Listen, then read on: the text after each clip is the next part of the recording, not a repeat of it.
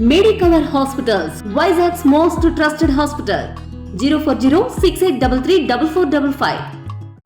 మరి ఇంచుమించుగా 16 రోజులు అయింది ఎన్నికల ఫలితాలు వచ్చి. ఏ విధంగా కార్యకర్తలు కింద స్థాయి నుంచి ఎట్లా ఉన్నారు, అభ్యర్థులు ఎలా ఉన్నారు, ఏంటి అనే విషయాల మీద మరి జగన్మోహన్ రెడ్డి గారు అన్ని విషయాలు అడిగి తెలుసుకోవడం జరిగింది. మా అందరితో కూడా మాట్లాడడం జరిగింది. మరి తప్పనిసరిగా కింది స్థాయిలో కార్యకర్తలందరికీ అండగా ఉండాలి. నేను ఎప్పుడు కార్యకర్తలకు అందరికీ కూడా అండగా ఉంటాం.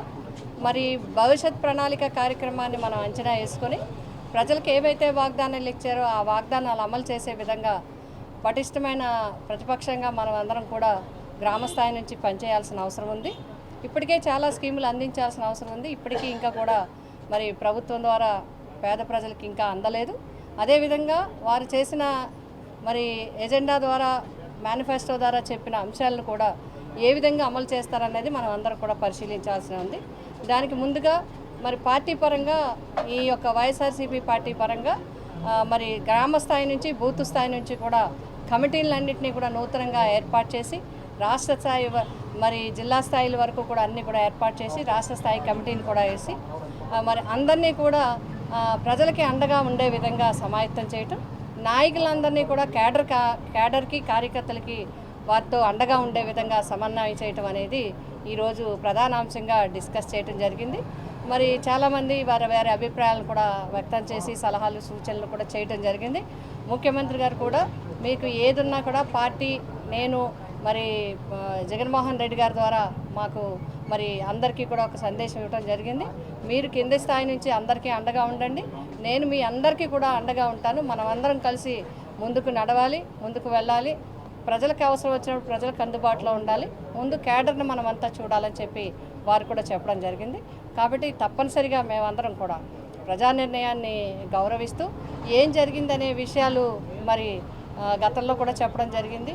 అది ఈవీఎంసా ఏంటి అనేది, ఇంతంత మెజార్టీలు కానీ ఈ రకంగా రావటం కానీ ఇవన్నీ కూడా మరి దీనికి సాక్ష్యాలు ఇవన్నీ కాదు, చాలా ఇది దేశవ్యాప్తంగా కూడా చర్చ జరుగుతుంది. చాలా పార్టీలు నాయకులు కూడా డిస్కస్ చేస్తున్నారు ఈ అంశాల మీద. వీటి మీద టెక్నికల్గా చాలా అంశాలు ఉన్నాయి. అదేవిధంగా గతంలో ఇట్లాగే నెగ్గిన వాళ్ళు కూడా గతంలో కూడా చెప్పడం జరిగింది. కాబట్టి ఆ విషయాలన్నీ కూడా మనం పక్కన పెట్టి మనం పార్టీ పటిష్టవంతంగా ముందుకు వెళ్లాల్సిన అవసరం ఉంది. ఆ విధంగా మీరందరూ మరి కార్యకర్తలకు అండగా ఉంటూ కమిటీలన్నింటినీ కూడా కొత్త కమిటీలను ఏర్పాటు చేసుకుంటూ మనం ముందుకు వెళ్ళాలి. ఆ విధంగా వెళ్ళమని డైరెక్షన్స్ ఇవ్వటం జరిగింది. ఇంక చాలా అంటారు. వాళ్ళకి జగన్మోహన్ గారిని ముందు నేనేమంటానంటే, ప్రభుత్వ పక్షంలోకి వచ్చారు కాబట్టి ప్రజలకు ఏ వాగ్దానం ఇచ్చారో ఆ వాగ్దానాలను అమలు చేయడానికి చూడండి.